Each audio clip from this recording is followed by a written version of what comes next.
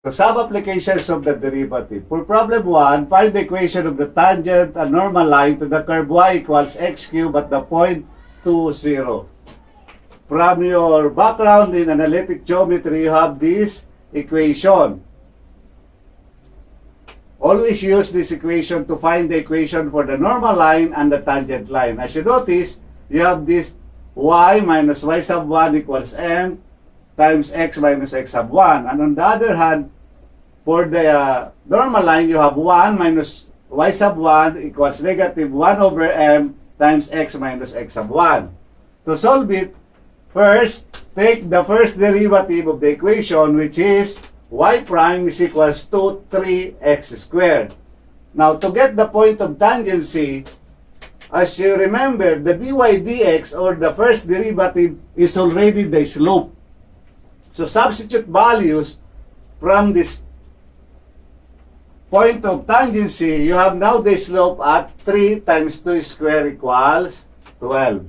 On the other hand, to get now the tangent line equation, use this equation. So, you have now y minus y sub 1 equals m times x minus x sub 1. So, we have now y minus 8 equals 12 times x minus 2, or you have now y minus 8 equals 12x minus 24. Then arrange. Bring this portion to the other side. So you have now 12x minus y minus 16 equals 0. This is now your tangent line equation, and that is being asked from the problem. On the other hand, to get the normal line equation, just follow this formula from your analytic geometry, where we have y minus y sub 1 is equals to negative 1 over m times x minus x sub 1. Just substitute values to the point of tangency. We have now the 2, 8. We have now y minus 8 equals negative 1 over 12, where 12 is our slope, times x minus 2. Then, bring this denominator 12 to the other side. We have now 12y, 12 times 8 equals 96, is equals to negative x plus 2.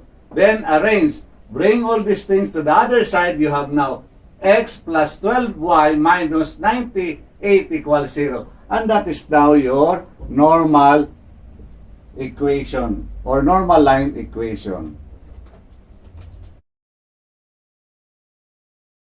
Find the equations of the tangent and normal line to the equation y equals 3x squared minus 2x plus 1 at 2, 9. So the same approach.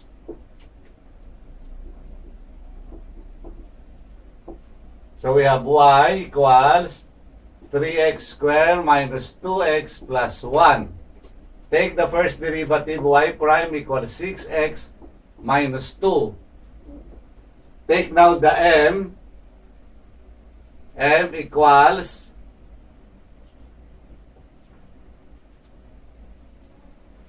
at 2, 9. M equals 6 times 2 minus 2. Or you have now 12 minus 2, or 10. Then substitute it to the equation. So we have y minus y sub 1 equals m times x minus x sub 1. So we have now y minus 9 equals 10 times x minus 2. Manipulate, we have now y minus 9 equals 10x minus 20. Or we have 10x minus 9 minus 11 equals 0. That is your equation to the tangent line.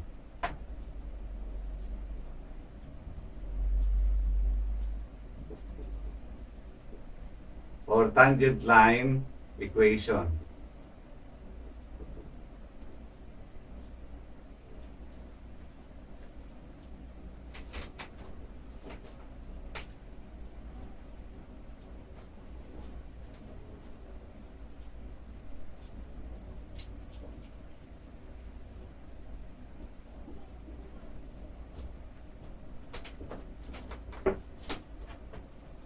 So for normal line equation,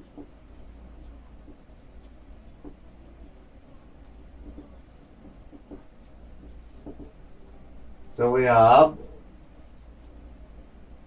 y minus y sub 1 equals negative 1 over m times x minus x sub 2. So we have y minus 9 equals negative 1 over 10 times x minus 2. Or we have 10y minus 90 equals negative x plus 2. Or we have now x plus 10y minus 92 equals 0.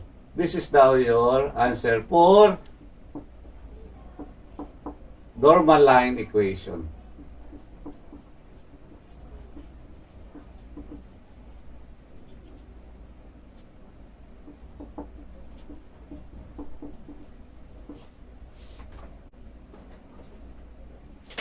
So, angle between two curves. So, as you notice, there are two intersecting curves here. So, you have the y equals of a first function x, and the other curve is y equals the second function of x.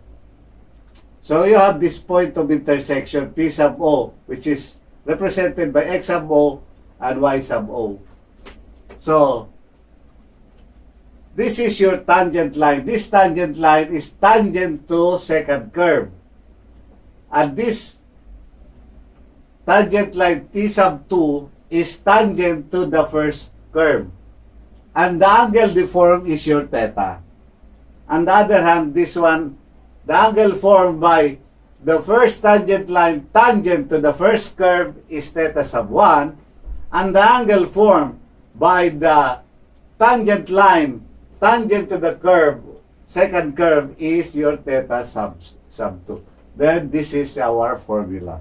To have a problem and to understand it better, let's have another problem for that. Find the acute angle of intersection between the curve x squared equals 8y and xy equals 8. So you have two curves now. First thing to do is to get the point of intersection. In order to get the point of intersection, you have to solve simultaneously by algebra. So you have x squared equals 8y. And the other one, xy equals 8. So this is your equation 1 and this is your equation 2 from algebra, guys. So as you notice, using equation 1,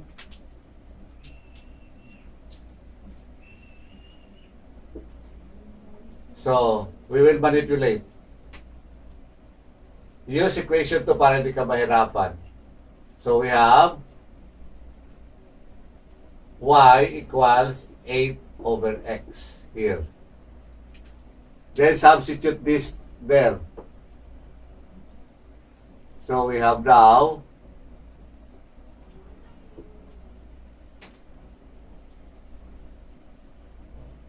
x squared equals 8 times 8 over x. So we have x cube equals 64. What is the cube root of x? 64. It is 4 times 4, 16 times 4 is 64. Having now the value of x, substitute it anywhere there. So we have now y equals 8 over x, or 8 over 4 equals 2. So our point of intersection now is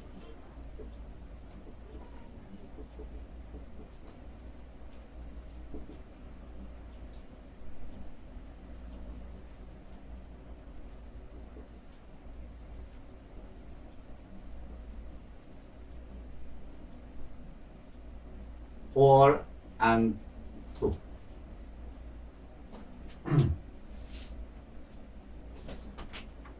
Okay. Next. Take now the first derivative of x squared.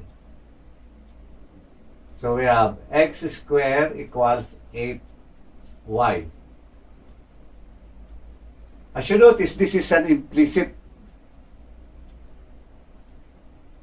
Okay, so you have 2x equals 8y prime.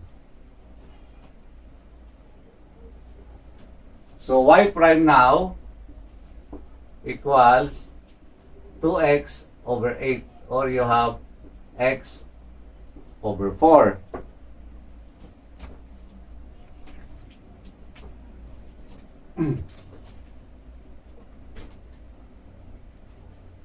This is your slope sub 1.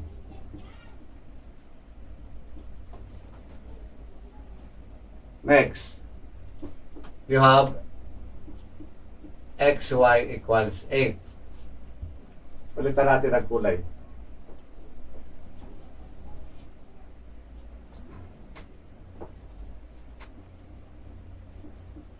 xy equals 8.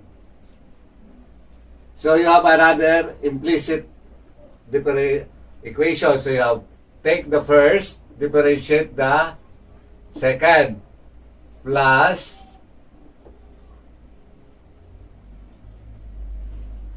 guys, this is multiplication.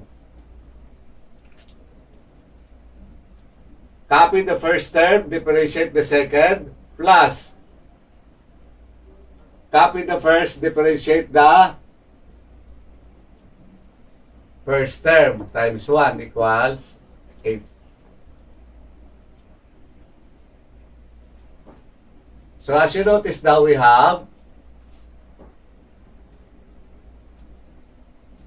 xy prime plus y equals 0. This is 0. Differential of 8 is 0.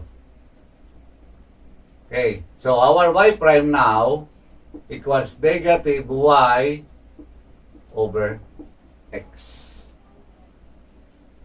This is our m sub 2.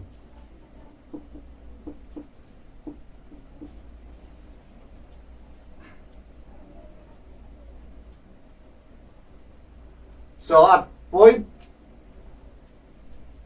4, 2,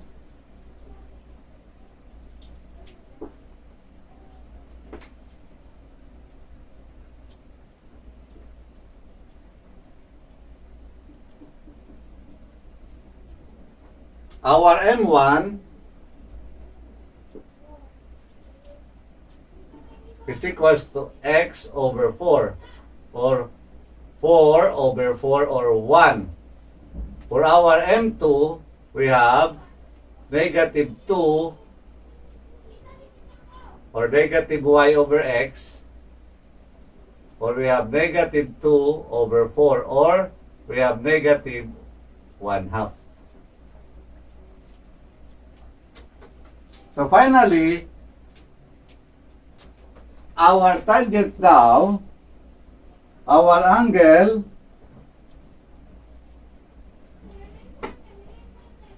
dito na lang para kita sa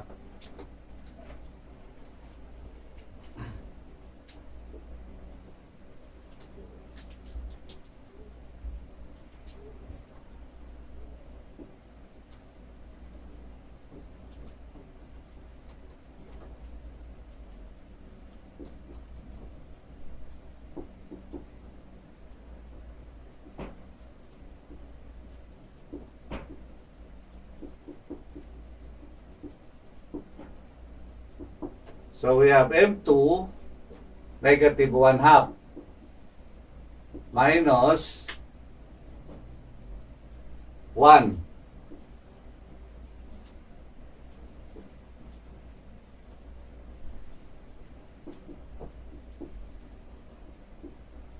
over 1 plus negative 1/2 times 1. Just take the absolute value. So, we have now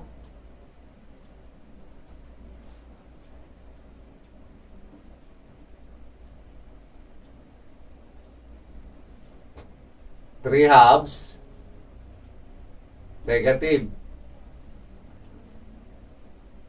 over 1/2. So, our tangent theta now is equals to negative 3, or we have 3. So, our theta is the arctan of 3, or our theta is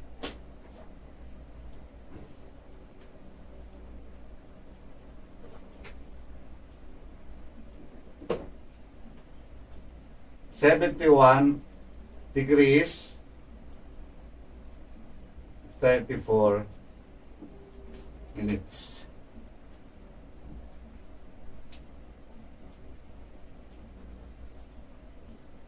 So this is now the answer.